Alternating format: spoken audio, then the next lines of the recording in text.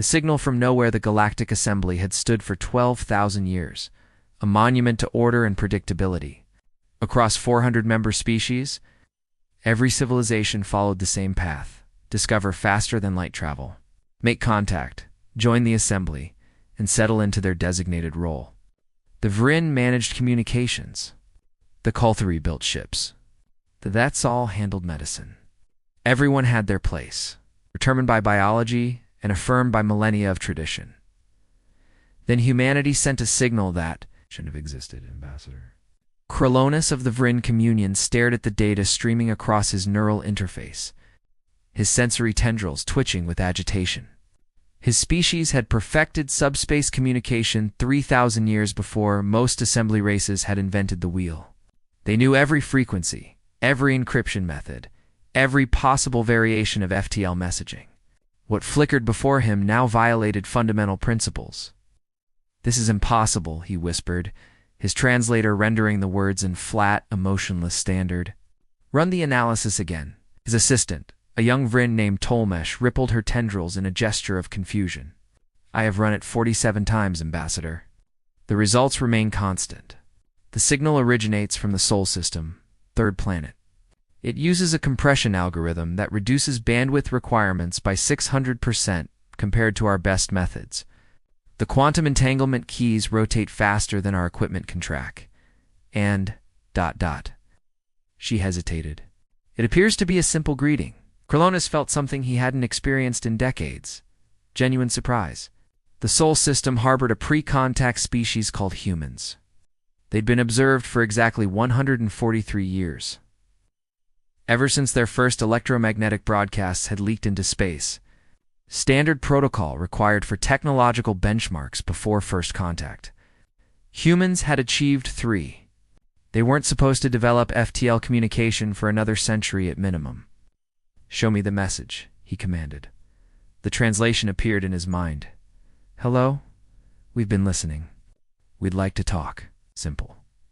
Direct, and transmitted using technology that outpaced the assembly's own by generations. Kralonis made a decision that would change everything. "Prepare the contact fleet. I want specialists from every major research cast."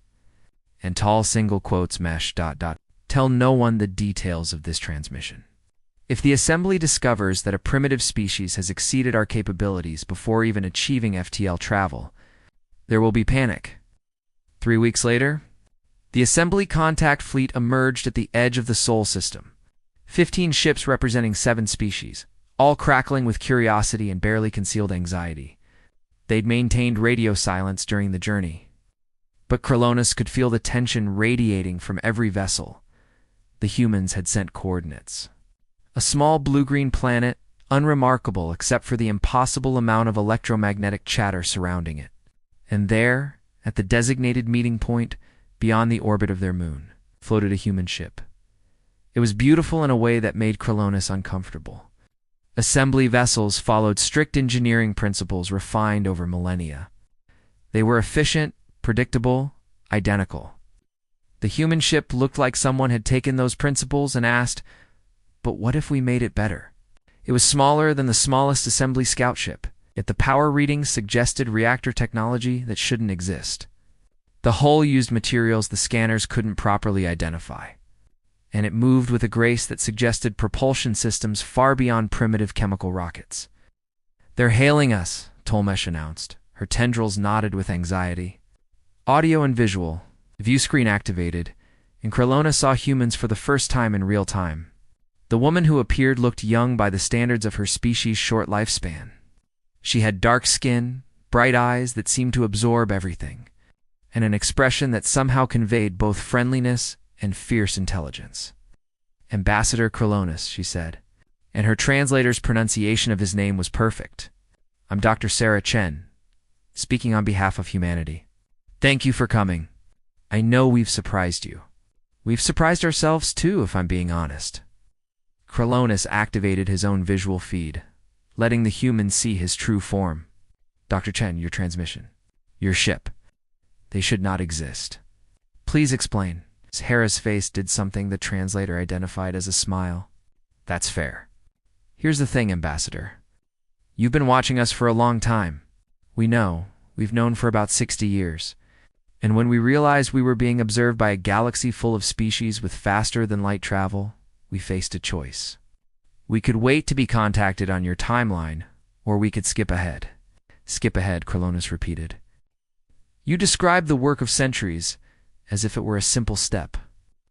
For you, maybe, Sarah said. See, we noticed something interesting about your technology. It's incredible, don't get me wrong.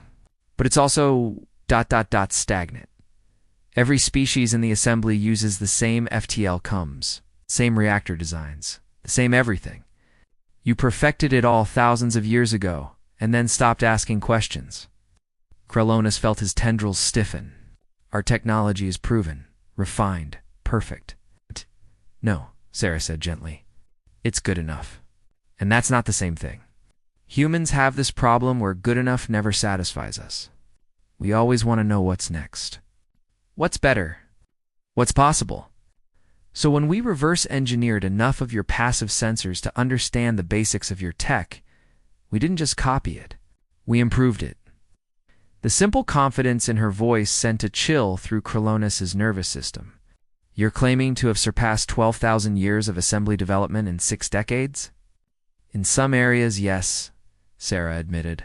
In others, we're still catching up. But we're learning fast, Ambassador, and we're very eager to join the conversation. The question is, are you ready to have us? Kralonis looked at the impossible human ship, thought about the impossible human transmission, and realized the galaxy was about to become a much more interesting place. I believe, he said slowly, that ready or not, change has arrived. Asterisk the problem with potential the emergency session of the Galactic. Assembly convened within hours of Ambassador Kralonis' initial report. Representatives from 400 species materialized as holographic projections in the Grand Chamber, a sphere of crystalline architecture that floated in neutral space. The chamber had witnessed countless debates over 12 millennia, but rarely had Kralonis seen such immediate, visceral fear. High Counselor Vexton of the Kolthori Dominion spoke first, his forearms gesturing sharply. You allowed them aboard an assembly vessel? You gave primitives access to our technology. They already had access, Kralonis replied calmly. They've been passively scanning us for decades. Dr. Chen made that abundantly clear. The question isn't whether to share our technology. It's whether we acknowledge their invitation to dialogue. A Vexel medical officer, her translucent body pulsing with bioluminescent distress, interjected. This violates every protocol. They haven't achieved sustainable FTL travel. They haven't demonstrated the 4 pillars of readiness. They're dangerous. Dangerous how? Kralonis asked. They developed superior communications technology. They built a test ship using principles we dismissed as impossible. They did this while we watched, and we noticed nothing until they wanted us to notice. The chamber erupted in overlapping voices, a cacophony of concern and outrage. Kralonis let it wash over him, watching the patterns. The Kolthori were frightened of losing their monopoly on ship construction. The Vryn worried about their communications dominance. The Exel feared the unpredictability. Everyone was afraid of the same thing, obsolescence. When the noise finally subsided, an unexpected voice spoke. Elder Soren of the Quillari, a species so ancient they'd been founding members of the Assembly, projected himself larger than the others. His form resembled living stone, slow and deliberate. I have a question for Ambassador Kralonis, Soren said, his words resonating like distant thunder. During your conversation with this Dr. Chen, did she make demands? Threaten? Assert dominance? Kralonis considered carefully. No, Elder, she was ... friendly. Curious. She asked questions about our history, our culture, our technology. She seemed genuinely excited to meet us, okay? And yet she demonstrated superiority in multiple fields. She demonstrated innovation, Kralonis corrected. She was careful to acknowledge areas where we exceed them. Their materials science lags behind ours. Their medical technology is primitive. Their mathematics, however, he paused. Their mathematics appears to approach problems from directions we've never considered. Sauron's crystalline eyes gleamed. 12,000 years ago, the assembly formed because we'd all reached the same conclusion. There's an optimal path for civilization. Efficiency over experimentation. Stability over chaos. We perfected our systems and enshrined them. We became predictable, and in predictability found peace. He shifted, his stone body grinding softly. The humans are not predictable. No, Kralonis agreed. They're not. Then they must be contained, Vexen declared. Quarantined until they mature into something manageable. But Sarah Chen had anticipated this response. Back on the human ship, now designated the Curiosity by its crew, Sarah watched the assembly's internal debates through the monitor feeds they'd been graciously provided. Her chief engineer, Marcus Webb, stood beside her, shaking his head. They're terrified, Marcus observed. We showed them better tech, and they're treating it like a declaration of war. They're not terrified of our technology, Sarah said. They're terrified of what it represents. We broke their fundamental assumption that there's one right way to develop. They've built an entire galactic civilization on the idea that progress has an endpoint, and we just proved it doesn't. Sarah pulled up a file she'd been preparing since before they'd launched. We give them a choice. But first, we give them a gift. The next transmission from the Curiosity contained something unprecedented.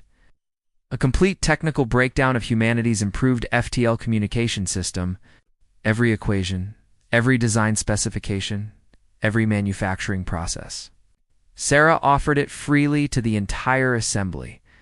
The grand chamber fell silent when the data package arrived. This is a trick, someone whispered, but the Vryn technical experts were already analyzing it, their tendrils dancing frantically across their interfaces. Tolmesh's voice came through on Kralonis' private channel. Ambassador, it's legitimate. Everything is here. With this, we could upgrade every communications relay in assembly space.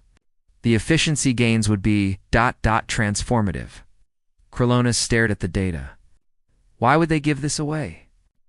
Sarah's face appeared on the main display as if she'd been waiting for the question. Because hoarding knowledge is how you stagnate, she said simply. We're not your competitors, Ambassador. We're your potential partners. You've built something incredible. This assembly that's kept peace for 12,000 years. That's something we desperately want to learn from you. In exchange, we offer what humans do best. We ask what if. She gestured, and images appeared beside her. Human scientists working alongside Kulthari engineers. Vixal doctors sharing data with human medical researchers. Vryn communications experts and human programmers collaborating on projects neither could achieve alone. You've reached the end of your path, Sarah continued. You perfected everything and stopped. We've barely started our path, and we can't stop asking questions. Separately, we're limited. Together, we could discover things neither of us can imagine yet. Vexton's hologram flickered with agitation. And if we refuse? If we maintain quarantine? Sarah's expression didn't change, but something shifted in her eyes. Then we respect your decision and continue alone. But know this. We've already proven we can match or exceed your capabilities in some areas, starting from scratch with limited resources. Give us another century of isolation, and we'll develop everything we need independently. Then we'll come back, and this conversation will be very different. It wasn't a threat. It was a simple statement of fact, and somehow that made it more powerful. Elder Soren laughed, a sound like grinding glaciers. I have lived 3,000 years, he said. I watched the assembly form. I watched it grow. I watched it become perfect and then become stagnant. Do you know what I've missed, Ambassador Kralonis? I've missed being surprised. He turned his ancient gaze to Sarah's image. Dr. Chen, your people are chaos incarnate. You'll disrupt everything we've built. You'll question systems that have worked for millennia. You'll be infuriating, unpredictable, and dangerous to our comfortable order. Sarah nodded slowly. Probably yes, Goodsorn said. I vote for immediate contact and partnership. It's been far too long since the galaxy had something new to talk about. The vote wasn't unanimous. It wasn't even close to unanimous. But it passed, carried by the weight of curiosity overcoming fear, by species willing to risk comfort for the possibility of growth. As the session ended, Kralonis contacted the curiosity directly. Dr. Chen, you've just changed the course of galactic history. I hope you understand the magnitude of what you've done. Sarah smiled, and this time it reached her eyes. Ambassador, we're just getting started. Asterisk the question that changes everything. 6 months after humanity's admission to the Galactic Assembly, Ambassador Kralonis found himself in a position he'd never anticipated, defending humans to other humans. The gathering took place on Earth. In a facility buried beneath the Rocky Mountains, Sarah Chen had requested his presence personally, and her tone had carried an urgency that concerned him. When he materialized through the transport pad, he found himself facing not scientists or diplomats, but a room full of military officers whose expressions ranged from skeptical to hostile. General Patricia Morrison stood at the head of the table, her gray hair cut sharp, her posture radiating decades of command experience. Ambassador Kralonis, thank you for coming. We need to discuss a problem with your assembly. Kralonis settled his form into the chair provided, designed specifically for Vurin physiology. I am here to help, General. What concerns you? Morrison activated a holographic display. It showed assembly space, hundreds of star systems connected by trade routes and communication networks. In 12,000 years of your assembly's existence, how many wars have been fought between member species? None, Kralonis said proudly. The assembly has maintained perfect peace. Perfect peace, Morrison repeated, her voice flat. And how many species have been invaded by external threats during that time? Kralonis's tendrils stiffened. There have been no external threats. We are the dominant civilization in this region of space. Exactly, said another officer, Colonel James Rodriguez. 12,000 years. 400 species. Not a single war, not a single external conflict, not even a significant internal dispute that you've shared with us.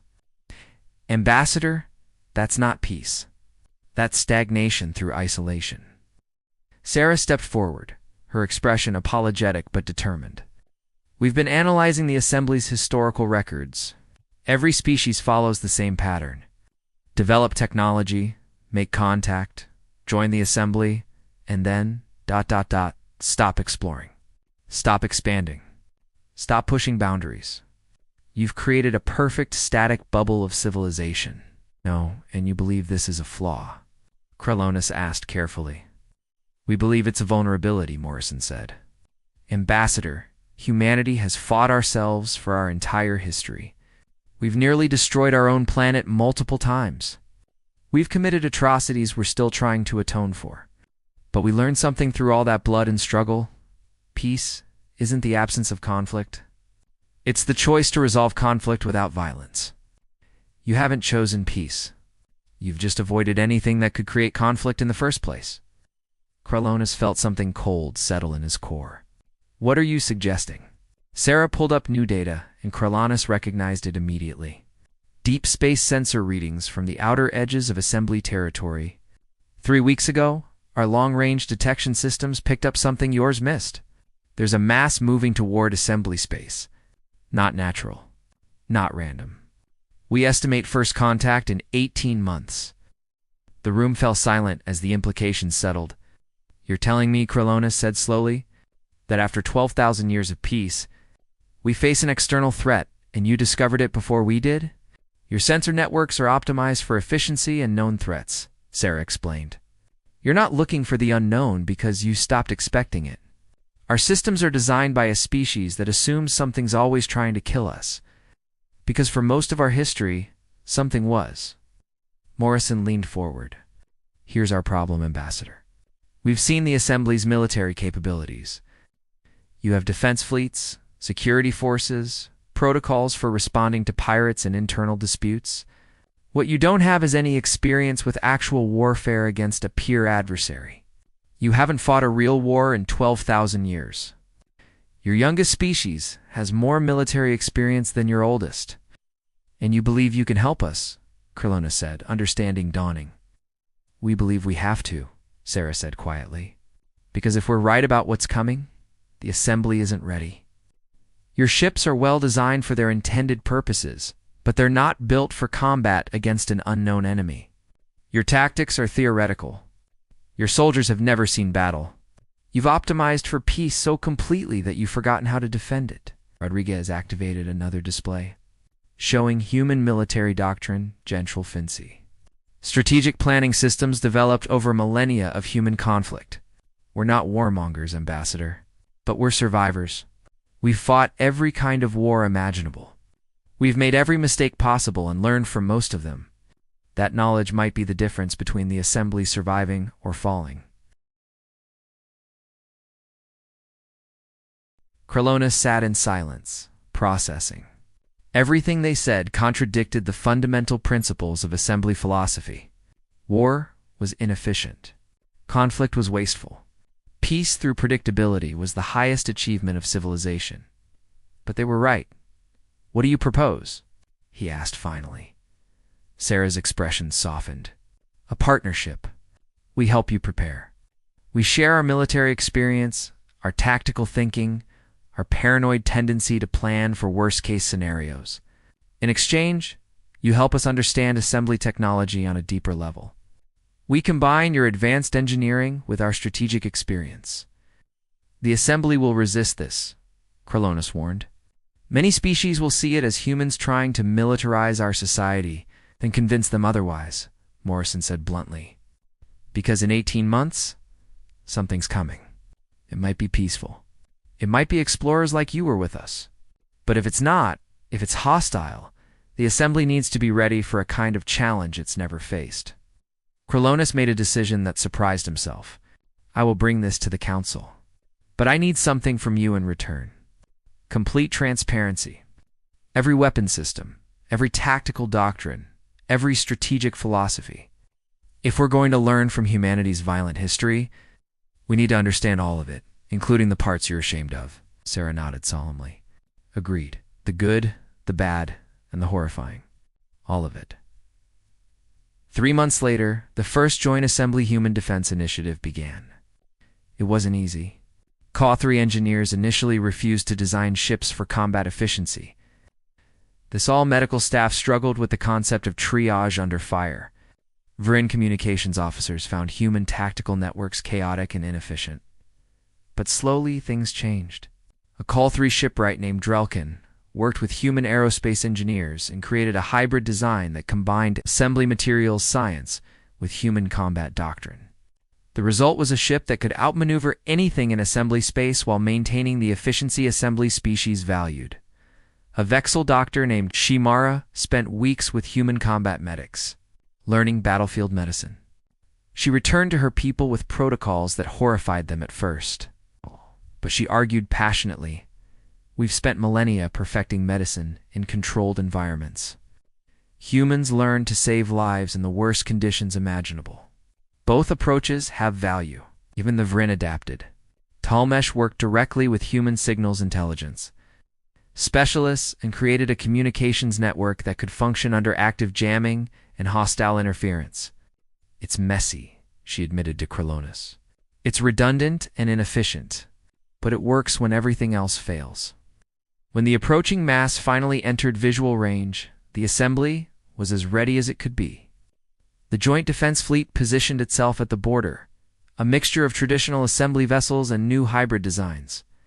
On the flagship, Kralonis stood beside Sarah Chen, watching the sensors. Whatever happens next, he said quietly, thank you for forcing us to prepare. Thank you for listening, Sarah replied. Most civilizations wouldn't. The unknown ships emerged from FTL, and communication channels crackled to life. The language was unfamiliar, but the assembly's translators worked frantically. Finally, a message came through clear. Greetings. We are the Shen Collective. We seek trade and knowledge. We come in peace. Relief flooded through Kralonis, but Sarah's expression remained thoughtful. Ambassador, notice their fleet composition. Those aren't explorer ships. Those are warships configured for peaceful approach. She was right. The Shen knew how to fight, even if they chose not to. Perhaps, Kralonis said, they learned the same lesson we're learning now. Peace is stronger when those who maintain it remember the cost of losing it. The Shen delegation came aboard the flagship, and the introductions began.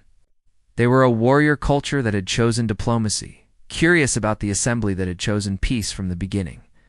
And they were fascinated by humanity, the young species that seemed to bridge both worlds. As the meeting progressed, Kralonis watched Sarah engage with the Shen commander, discussing everything from philosophy to propulsion systems with equal enthusiasm. He realized something profound. Humanity hadn't joined the assembly to change it. They'd joined to complete it. The assembly provided stability, structure, and accumulated wisdom.